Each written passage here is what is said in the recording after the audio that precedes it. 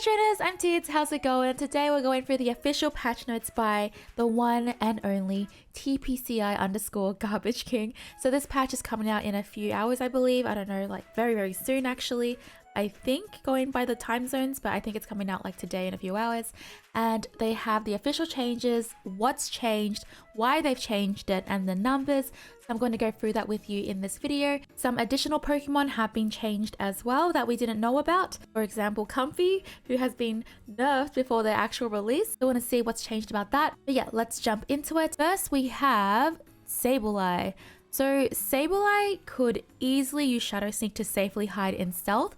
So Shadow Sneak has been nerfed to give Sableye's targets more opportunity to retaliate. I agree with this. I think Shadow Sneak was very strong. So with Shadow Sneak, the time it takes from when the move is used until Sableye enters stealth is now from 0.75 seconds to 1.5 seconds. Another time difference is a lot bigger, and personally that's what I think. Sableye now cannot enter stealth if it is left unable to act between the time Shadow Sneak is used and when stealth begins. This means that crowd control will very hard counter Sableye, which is very important. So if you want to counter the Sableye, use some sort of strong crowd control that leaves them unable to act. So probably not like slows and stuff, but things like freezes or suns or something like that. Oh, I haven't given you a question for the day. For the question of the day, trainers, which change from this patch are you looking forward to the most? Let me know in the comments down below. And if you'd like to be up to date for more patch notes, leaks, gameplays, etc., I will be playing with the buffs and the nerfs later. Feel free to subscribe to the bell to be notified. It will really help me out as well. Okay, next one. So we have Urshifu. So with Urshifu, we have so that Urshifu's fists are used more for offense than defense. Wicked Blow has been nerfed. Ebon Fist ability to throw opponents was also too powerful, so it has been nerfed. So the Wicked Blow damage reduction while charging from 30% to 20%. Wicked Blow Plus damage reduction while charging 60% to 40%. And the Unite move Ebon Fist damage reduced by 25%. Now, when no direction is designated, Ebon Fist deals damage to and throws only the designated Pokemon. So Urshifu has a big old nerf here as well. The damage reduction is, wow, that one's like from 10%. This one's like a 20%. Oh boy. So I want to see what this does to Urshifu's single strike style.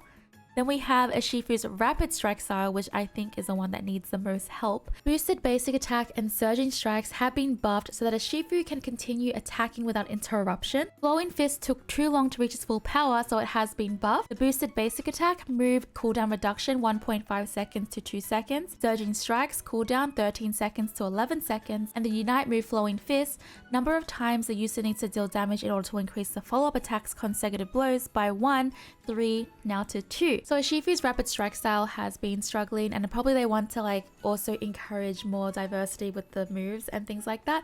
But Urshifu also, with its other set, is super OP, super strong. So that's why Urshifu was seeing some changes here in that regard. But yeah, you guys, Urshifu was just insane, and I will talk about that more in a different video about how crazy it was, even though it's getting like changed. But it was a lot more crazy than I thought. Next we have is Scizor. The mobility and attack power of Sword Dance was too strong, so it has been nerfed. Sword Dance, the cooldown from 5 seconds, now it is up to 6 seconds. The attack increase, I think it's supposed to say decrease. Attack decreased by 15% down to 12%. The Scizor will be seeing a nerf to Sword Dance. And then with Scyther, Scyther's mobility was far too high throughout the battle, so Dual Wing Beat, Sword Dance, and Green Illusion Dive have been nerfed. So for Dual Wing Beat, the cooldown 5 seconds to 6 seconds. Sword Dance just the same as Scizor, but it's 6 seconds to 7 seconds now. And the attack increase has been, well, decrease is 15% down to 12%. The Unite move Green Illusion Dive, Stage 1 area of effect reduced by about 30%. Stage 2 dash distance reduced by about 20%.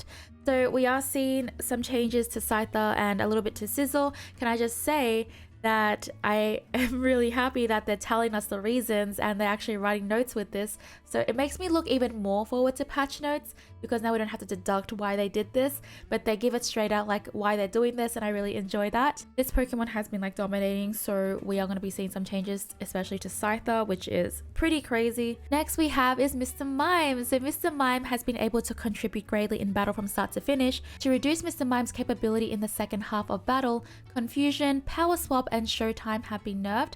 So for Confusion, the damage reduced by 15%. Additional damage dealt when opposing Pokemon hit obstacles were not adjusted. So it's just the Confusion damage when you hit them without like the wall and stuff. Power Swap, movement speed increase when linked to ally Pokemon 15% to 10%, that is a big nerf. HP restoration when linked to an ally Pokemon reduced by 15%. Mr. Mime is getting a really big nerf.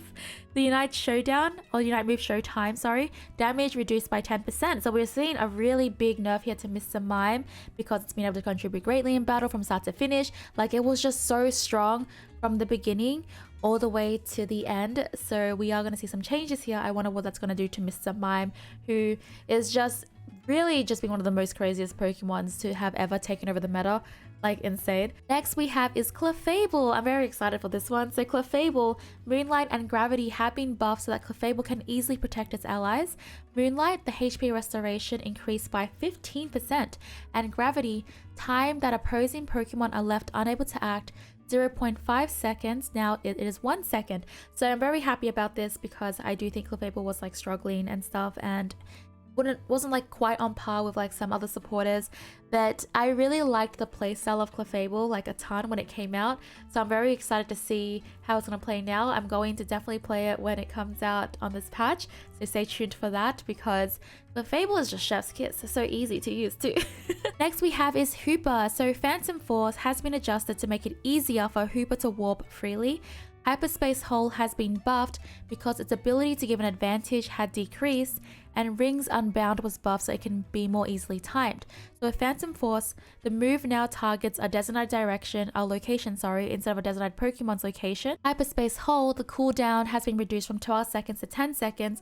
Cooldown before ally Pokemon can return to the warp location is now 15 seconds, well, from 15 seconds to now 10 seconds. That's a whole 5 seconds off. That's crazy. Cooldown before Hoopa and ally Pokemon start recovering, 0.5 seconds now to 0 seconds. So they start recovering like right away.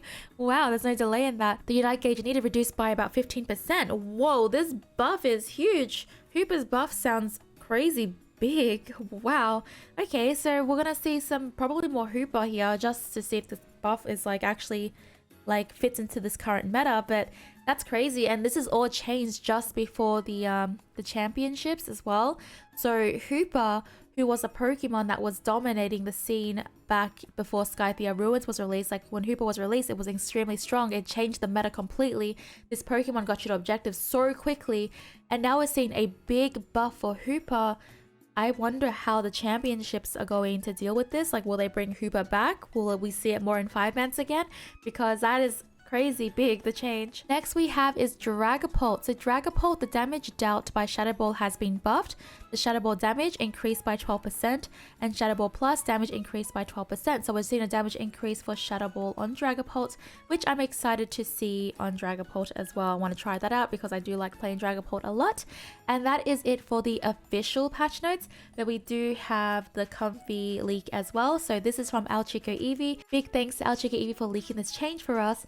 So with Comfey, they have nerfed it already before its release, which is about a couple days from now.